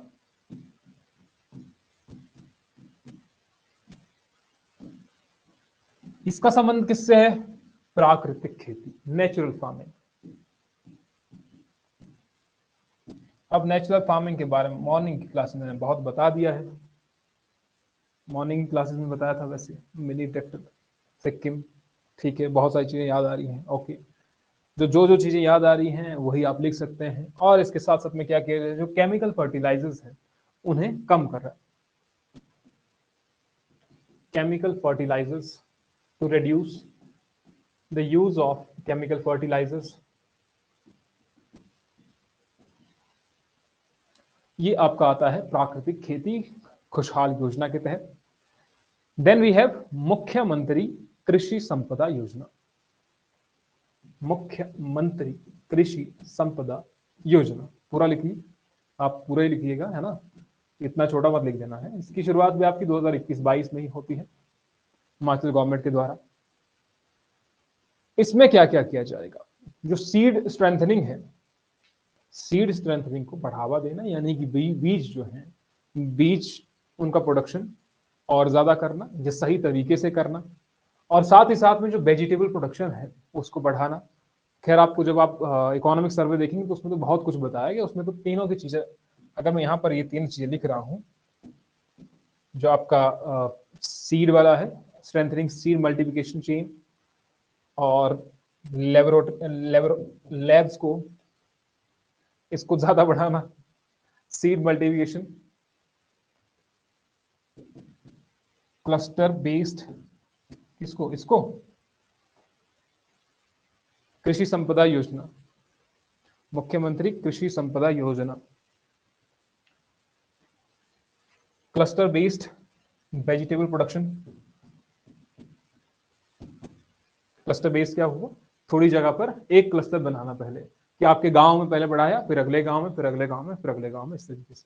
तो cluster based vegetable production scheme, strengthening seed multiplication chain, labs को बढ़ाना, सीड मल्टीप्लिकेशन चेन इसको बढ़ाना। तो ये किसके तहत आएंगे? आपके मुख्यमंत्री कृषि संपदा योजना के तहत आएंगे। जब आप इसे देखेंगे, इकोनॉमिक सर्वे को देखेंगे, इकोनॉमिक सर्वे को आपको इन तीनों पर ही लिखा हुआ है, बहुत कुछ लिखा हुआ है, अलग अलग तरीके से लिखा, वो जाने की जरूरत नहीं है वहां पर, फिर वो ज्यादा लेंथी हो जाता है, ठीक है। देन वी हैव मुख्यमंत्री कृषि उत्पादन संरक्षण योजना। मुख्यमंत्री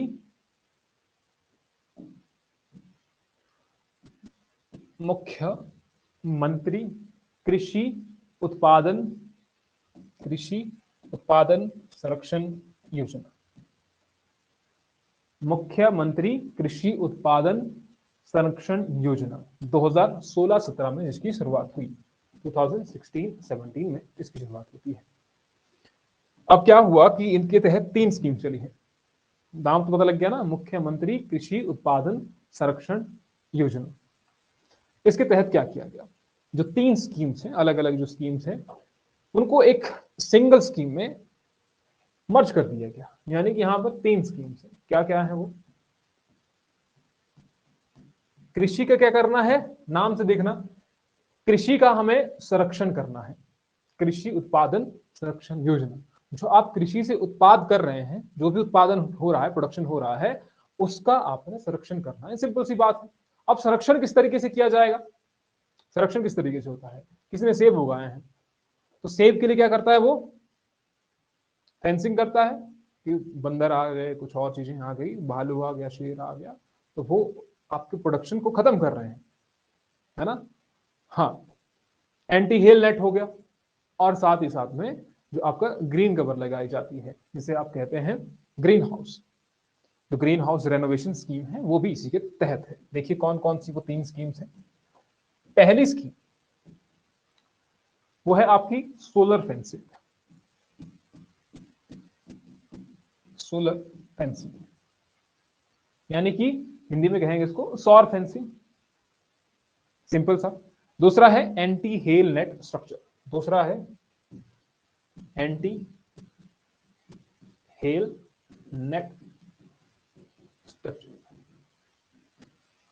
और तीसरा है green house renovation scheme. Green house renovation scheme, renovation scheme. तो ये 3 स्कीम्स हैं जिनको एक ही में शामिल कर दिया गया, मुख्यमंत्री कृषि उत्पादन संरक्षण योजना। अब देखते हैं जरा इसमें क्या होता है। अच्छा, इसको हिंदी में क्या कहेंगे? ओला रोधक जाल संरचना, है ना। और ग्रीन हाउस रेनोवेशन को कहेंगे ग्रीन हाउस नवीकरण योजना।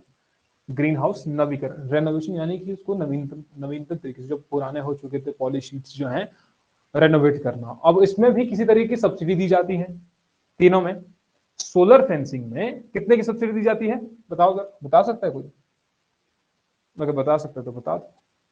85, 80, शाबाश। अब 85 करें कि 80 करें? हाँ, अगर आप 3 से ज्यादा हैं, 3 या 3 से ज्यादा है, 3 और मोर देन 3, आपको मिलेगी 85% की सब्सिडी।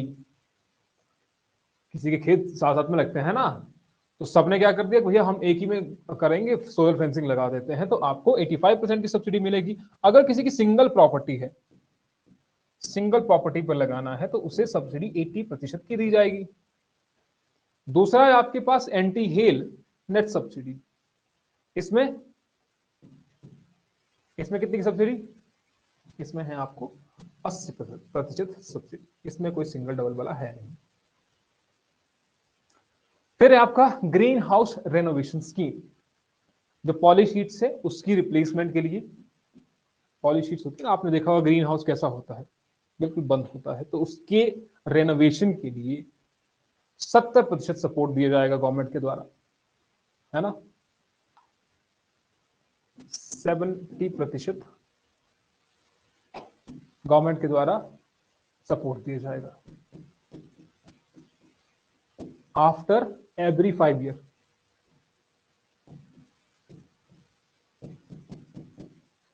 हर 5 साल के बाद। ये 5 साल हो गए, अब 5 साल के बाद जो पॉली हाउस है वो खराब हो जाते हैं, फिर 5 साल के बाद गवर्नमेंट के द्वारा फिर से यहां पर सब्सिडी दी जाएगी या गवर्नमेंट के द्वारा सपोर्ट दिया जाएगा। ठीक है, डन, इतना काफी है मुख्यमंत्री कृषि उत्पादन संरक्षण योजना। आगे चलिए जरा, आगे है हमारे पास Himachal Pradesh crop diversification promotion project. Himachal Pradesh crop diversification, Himachal Pradesh crop diversification, कौन सी स्कीम चालू? ये अभी वाली, ये वाली? बिल्कुल चालू है, बिल्कुल। अभी तो बनने शुरू हुए हैं, हमारे साथ में गांव लगता है, तो अभी उनको आई थिंक कह रहे थे कि हमको 10 पीस मिलने थे, हमको 15 पीस मिल गए, तो ज्यादा फायदा हो गया क्योंकि फॉर्म फिल करके रखे हुए थे, फॉर्म भरे हुए थे और पैसा मिलना ये शुरू हो गया।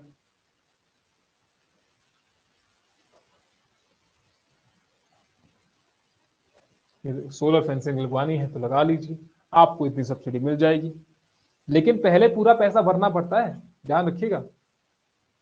आपके जेब में 2 लाख होने चाहिए, 2 लाख के बाद आपको मिलेगी 80% सब्सिडी। आपको जो 1,60,000 है वो आपको बाद में मिलेंगे, पहले नहीं मिलेंगे, पहले 2 लाख भरने पड़ेंगे। ठीक है। Himachal Pradesh crop diversification promotion project,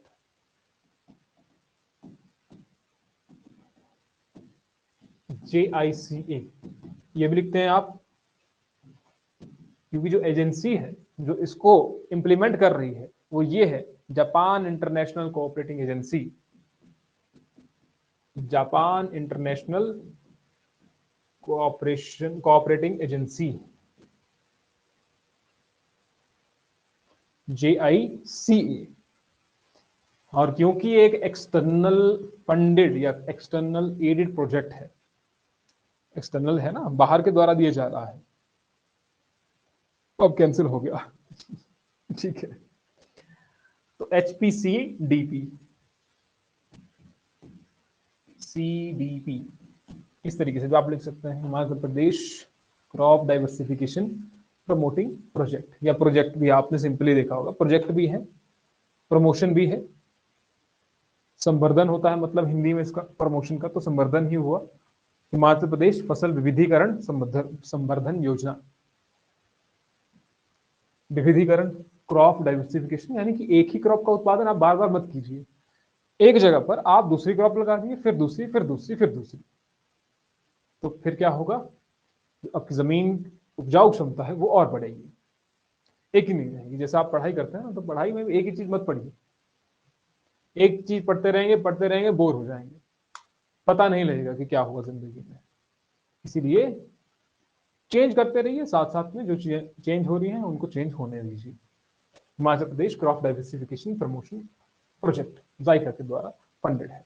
ठीक है, एम क्या है, to increase the area and area production, to increase the area, जो भी है एरिया का, सॉरी मतलब ये है कहने का कि प्रोडक्शन भूमि, एग्रीकल्चर से संबंधित जितनी भी भूमि है, एग्रीकल्चर प्रोडक्शन जो है उसे ज्यादा बढ़ाना है, और वेजिटेबल का जो प्रोडक्शन है वो और ज्यादा बढ़ाना है।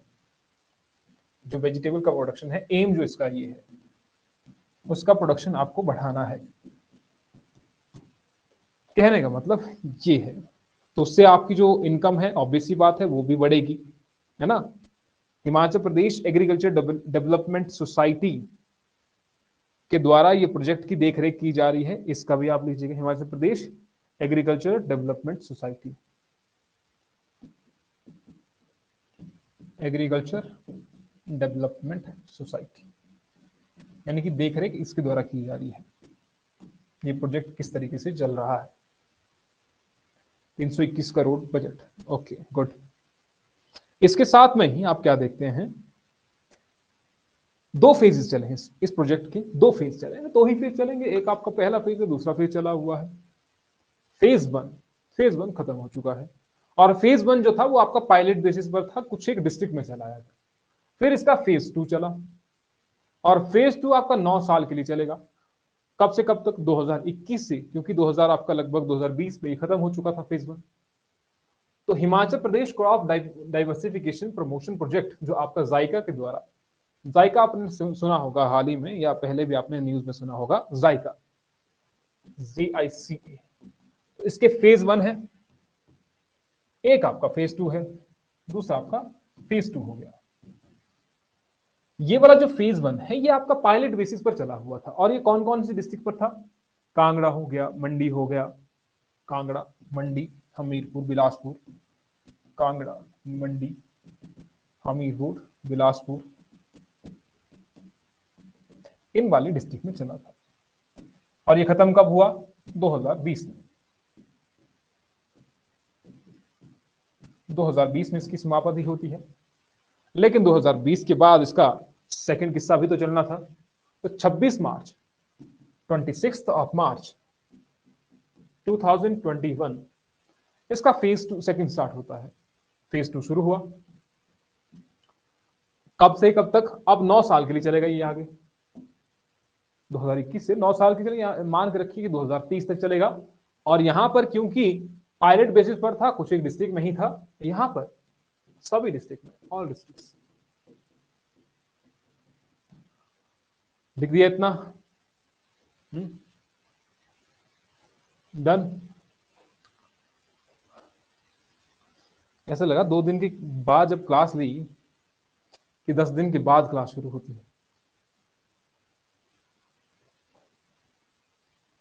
है ना? कितनों ने यहां तक क्लियर है? हाथ खड़े करो जल्दी से।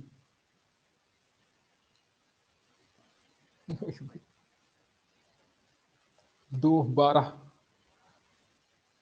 12 बाकी के लोग 12 के लोग हाथ खड़े हुए हैं। बाकी इतनी इतनी आसान भाषा में भी समझ नहीं आया? निशांत, ऋतिक, शिवाली क्लास में है कि नहीं है?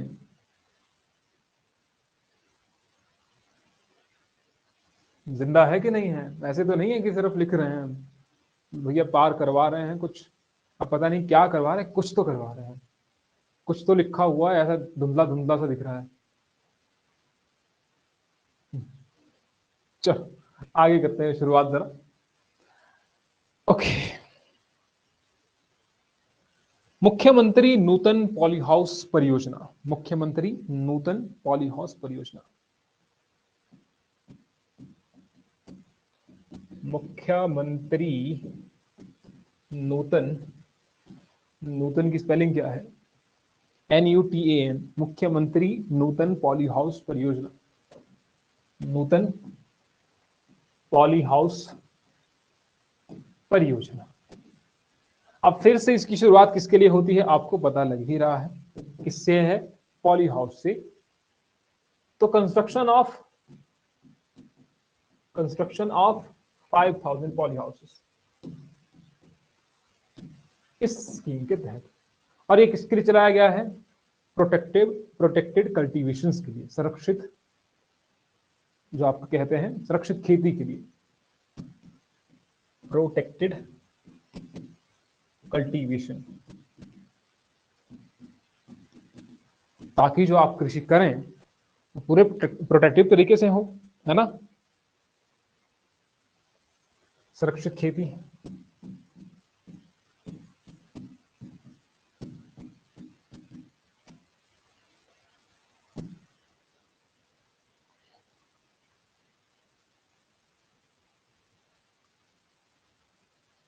पता नहीं था?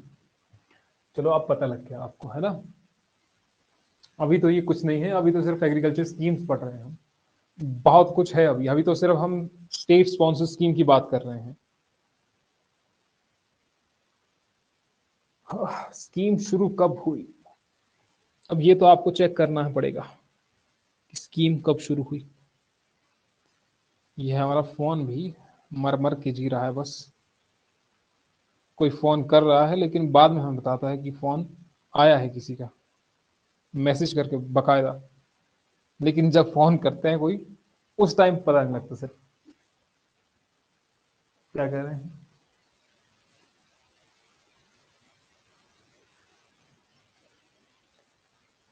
जमीन नहीं है पर किस चीज के बारे में?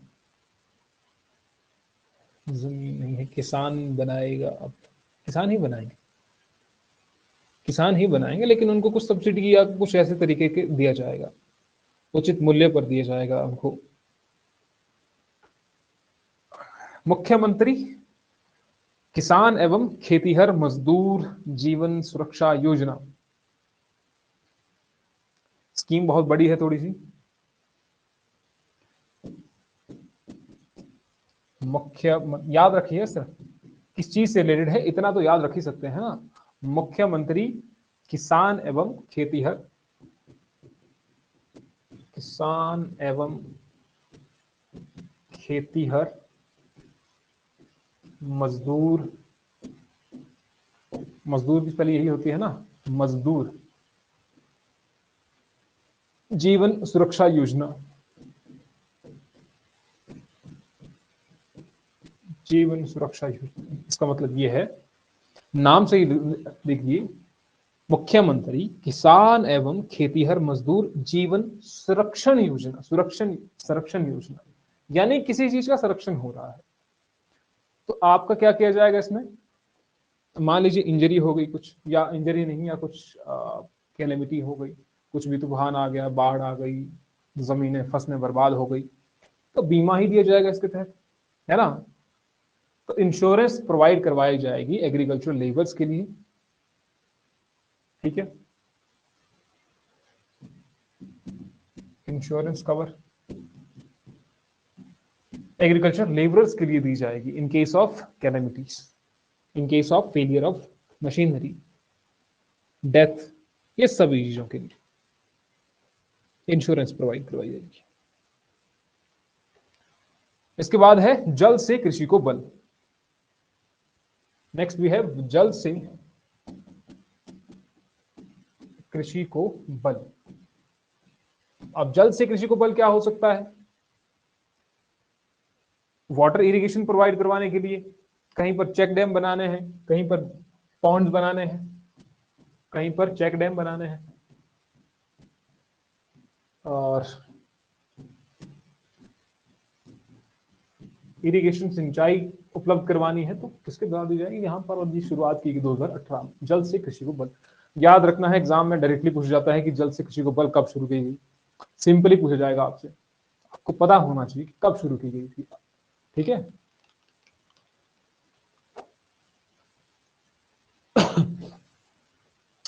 इसके अलावा अभी और भी है 6, एक और पढ़ेंगे जरा, कृषि से संपदा योजना। किसी ने सुना है स्कीम का नाम, कृषि से संपदा योजना, KRISHI, कृषि से संपदा योजना गवर्नमेंट के द्वारा शुरू की गई थी, लेकिन किसी एक चीज के लिए, दो चीज के लिए शुरू की गई थी। कृषि से संपदा योजना, संपन्नता, संपदा नहीं है, संपन्नता है, सॉरी, संपन्नता है ना, संपन्नता, नानता, ऐसे लिखते हैं ना कुछ, संपन्नता। गलत लग रही है, गलत नहीं लिखना आपने, संपन्नता यहां पर आता है 9, ये 2 9 आधे आधे हो गए, एक आधा एक पूरा, और यहां पर अंक की मात्रा, संपन्नता। हाँ, हींग और केसर की खेती के लिए, हींग और सैफरॉन की खेती के लिए, इन दोनों का प्रोडक्शन को बढ़ाने के लिए इस चीज की शुरुआत होती है नवंबर 2020 में इसकी शुरुआत होती है, हींग और सैफरॉन के लिए, हींग और केसर की खेती को बढ़ाने के लिए इस चीज की शुरुआत होती है 2020 में। Institute of Himalayan biotechnology Palam कहां पर है बताओ जरा, किन्नौर, चंबा एंड लाहौल स्पीति, वहां पर जरूरी नहीं, वहीं पर हाई एल्टीट्यूड पे बढ़ाने के लिए जो इनके द्वारा, जो Himalayan institute of Himalayan biotech IHBT के द्वारा, IHBT कहां पर है ये बताओ जरा, पालमपुर। तो इन्हीं के द्वारा एक हींग की वैरायटी को खोजा गया, हींग वैरायटी जिसको ऊंचे क्षेत्र में, जैसे कि आपका किन्नौर हो गया, लाहौल स्पीति हो गया, इस तरीके के क्षेत्रों के लिए, या आपके चंबा हो गया, इन क्षेत्रों में इसको उगाया जा सकता है हींग की, एक ऐसी वैरायटी को इनके द्वारा खोजा गया IHBT के द्वारा। और ये किस चीज से रिलेटेड है, जीरा, इसमें जीरा नहीं है, इसमें जीरा नहीं, इसमें तो आपका हींग और केसर ही है। ठीक है, तो ये तो आज की गवर्नमेंट स्कीम्स हो गई, इससे आगे तो हम कल ही जाएंगे फिर। कुछ सेंट्रल स्पॉन्सर्ड स्कीम्स, ये सेंट्रल स्पॉन्सर्ड स्कीम ऐसे लिखा देता हूँ मैं आपको, है ना, वहां पर ज्यादा करने की जरूरत नहीं है क्योंकि वो तो आपका सेंट्रली स्पॉन्सर्ड स्कीम्स है, वो सभी के लिए ही है। लिख लो लिख लो लिख लो, काल करे सो आज कर, आज करे सो कल, इसीलिए सेंट्रल भी लिख दो, क्योंकि एग्रीकल्चर से संबंधित है तो साथ में हो जाएंगे फिर। सेंट्रली स्पॉन्सर्ड स्कीम्स कितने ही हुए होंगे, 3-4 पेज तो हुए हैं, 3-4 पेज हुए ना, ज्यादा तो नहीं हुए हैं, है ना। देखो हमारे जो टीचर थे यूनिवर्सिटी में, जब हमने यूपीएससी क्लास की, मॉर्निंग में बैठते थे 6 बजे से, 6 नहीं सॉरी 8 या 9 बजे से बैठते थे, 9 बजे से, तो 9 बजे बैठते थे, 2 घंटे इस तरीके से शिफ्ट शिफ्ट शिफ्ट चलती रहती थी, बीच में चाय का 10 मिनट का टाइम, फिर वापस फिर लिखते लिखते ही रहते, सिर्फ यहाँ पर दर्द हो जाती थी लिखते लिखते। वो जो नोट्स हैं वो आज तक मुझे पता नहीं कहाँ पर है, इसलिए जो आपकी 2 घंटे की क्लास लग रही है सिर्फ दिन में, आपके पास भरपूर टाइम है, आप उसका रिवीजन करें, भरपूर टाइम है, तो रिवीजन ज्यादा करना है, पढ़ना कम है। ये सब चीजें आपको फिंगर्स पर पता होनी चाहिए कि ये वाली स्कीम कब शुरू हुई, किस चीज से रिलेटेड है, कल के लिए पता होना चाहिए, कल मैं आपसे पूछूंगा फिर, है ना। तो सेंट्रली स्पॉन्सर्ड स्कीम्स में आपकी आती है राष्ट्रीय कृषि विकास योजना, पहला राष्ट्रीय कृषि विकास योजना। देखिए आपका जो मन है, मन अभी ये भी कह सकता है कि छोड़ दो बाद में लिख देते हैं, पीडीएफ आपको मिलने वाली है नहीं, इसलिए अभी लिख दो। कृषि योजना 2007 में इसकी शुरुआत होती है, यहां पर ज्यादा नहीं करवाना बात, यहां पर ज्यादा नहीं है। जो पब्लिक इन्वेस्टमेंट है एग्रीकल्चर में उसको बढ़ाने के लिए इसकी शुरुआत होती है राष्ट्रीय कृषि विकास योजना 2017, और साथ ही साथ में आपको इसके बारे में RKVY,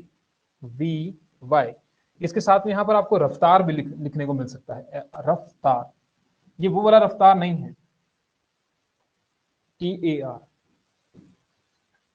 वो रफ्तार नहीं है कि यो यो तो नहीं, जो भी है तो वो रफ्तार नहीं है।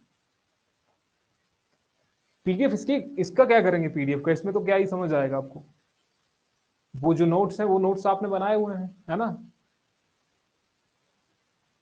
नोट्स आपने बना ही रखे हैं ना, तो मैं तो यही मान के चला हूं कि आप नोट्स बनाए हुए हैं, आपकी गलती है नहीं बनाए हुए तो। रफ्तार, रफ्तार का मतलब है remunerative approach for agriculture and allied, आगे क्या था, रेजुविनेशन, अलाइड सेक्टर्स रेजुविनेशन, वो इसका है। चाहिए होगी पीडीएफ तो भेज देंगे, ऐसा कुछ नहीं है, लेकिन फिर भी क्या ही करेंगे, आपके नोट्स आपके ज्यादा इंपॉर्टेंट मैटर करते हैं। इसके साथ में ही गवर्नमेंट के द्वारा नेशनल बैम्बू मिशन शुरू किया गया है, national bamboo mission, national bamboo mission किससे रिलेटेड है, हाँ तो रफ्तार याद रखिएगा फिर, remunerative approach for agriculture and allied sector rejuvenation.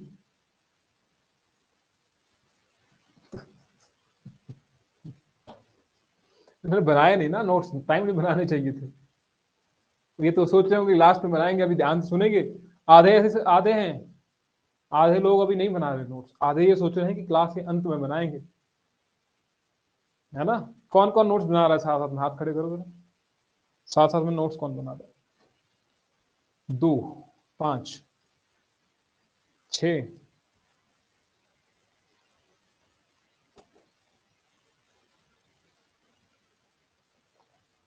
Very good, जो नहीं बना रहे हैं ना, बहुत बढ़िया। नोट्स साथ साथ में बनाने का एक फायदा होता है, नुकसान तो चलो कुछ ज्यादा है नहीं, फायदा एक होता है, फायदा ये होता है कि आपके माइंड को सुनना भी है, प्रोसेस भी करना है, फिर लिखना भी है, उससे दिमाग पर जोर पड़ता है ना, दिमाग पे आपका जोर पड़ेगा, सुनना भी है हमको, लिखना भी है, प्रोसेस भी करना है कि क्या बोला है, तो 2 चीजें आपकी साथ में हो रही है, दिमाग का प्रोसेस भी हो रहा है, आपका हाथ भी चल रहा है, दिमाग जो प्रोसेस करेगा, लिख रहे हैं। अब दूसरा क्या हो सकता है, दूसरा आप पीडीएफ से देख रहे होंगे, जब आप पीडीएफ से देखेंगे तो कहीं से आप उतार रहे हैं चीज को, तो जब आप किसी चीज को कहीं से उतार रहे हैं तो आपका ज्यादा ध्यान हो भी नहीं सकता है, वहां पर नहीं हो सकता है ना, कम ध्यान हो सकता है। जब आप चीजों को सुन रहे हैं उसके बाद आप लिख रहे हैं, हो सकता है वीडियो की रिकॉर्डिंग से आप देखें, फिर आप सुने, फिर क्या लिखा हो फिर अपने हिसाब से लिख रहे हैं, तो वो आप लिख सकते हैं, वो एक अलग ये है। लेकिन साथ साथ में बनाने नोट्स के बनाने के फायदे जरूर हैं, आपकी स्पीड जो है वो बढ़ती है, प्रोसेस करने की क्षमता जो है वो बढ़ती है। नेशनल बेम्बो मिशन शुरू किया गया 25 अप्रैल 2018 को। 25 अप्रैल 2018 को इसकी शुरुआत होती है। क्यों? क्योंकि जो बेम्बो का प्रोडक्शन है उसको बढ़ाना है, जो जमीन खाली पड़ी हुई है, चाहे प्राइवेट है चाहे सरकारी है, वहां पर बेम्बो को उगा करके उस भूमि का यूज करना है। परंपरागत कृषि विकास योजना, परंपरागत कृषि विकास योजना, इसकी शुरुआत होती है 2015 में। परंपरागत का मतलब है कि नेचुरल फार्मिंग को थोड़ा सा बढ़ावा देना, परंपरागत तरीके से कृषि करना है, केमिकल फर्टिलाइजर्स का यूज कम करना है, वो है आपका परंपरागत कृषि विकास योजना। क्या कह रहे हैं? रफ्तार की फुल फॉर्म, रफ्तार की है remunerative approach for, remunerative approach for agriculture and allied sector rejuvenation, rejuvenation, ठीक है। परंपरागत कृषि विकास योजना और national food security mission, last है national food security mission. National food security mission जिसकी शुरुआत होती है 2007 में, NFSM। तो ये है आपकी आज की क्लास, ठीक है। आज की क्लास का अंत होता है यहीं पर, इससे आगे जाएंगे कल, ठीक है। आधे तो जल्दी से गायब हो गए, बोले भैया मैथ छूट रहा है, शुरू कर देते उतने में, है ना। मॉर्निंग की मैंने कहा कि 3 दिन हो गया, क्योंकि आई ज्यादा लोग तो गायब ही हैं मॉर्निंग की क्लास से। 27, 28, 28 क्लासेस हो चुकी हैं। आप तो हैं, बाकी गायब है ना, क्योंकि हमें तो थोड़ा सा सभी के लिए करने टाइम लगता है उसमें। अब उतना टाइम देंगे तो वहां पर भी डिलीवरी सही तरीके से होनी चाहिए, डिलीवरी इन द सेंस की होने भी तो चाहिए क्लास में।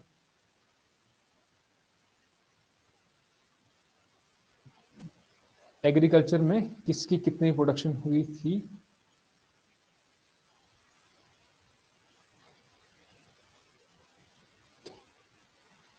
आलू की? नहीं, मैंने इसमें वोट नहीं डाला। वो आप चीज कहां पर देखिएगा, इकोनॉमिक सर्वे देखिए, ठीक है। इकोनॉमिक सर्वे में आपको सब चीजें मिल ही जाएंगी, क्योंकि उतना डाटा तो हमें याद नहीं है कि किसका कितना प्रोडक्शन हुआ है। तो वहां पर देखिए इकोनॉमिक सर्वे में आपको सब कुछ मिल जाएगा। ये तो हम सिर्फ वो गवर्नमेंट ऑफिशियल में जो डाटा है ना वो आपके सामने रख रहे हैं, साथ ही साथ में जो हमें कुछ इकोनॉमिक सर्वे में रेलेवेंट डाटा दिख रहा है साथ साथ में, तो उसको हम मर्ज कर रहे हैं ताकि आपको दो जगह पर मेहनत ना करनी पड़े। हाँ था, लास्ट टाइम में था एचएस में, ठीक है। मॉर्निंग करेंगे कुछ, लेकिन मुझे अभी तो सोल्यूशन कुछ नहीं मिल रहा है, दिक्कत ये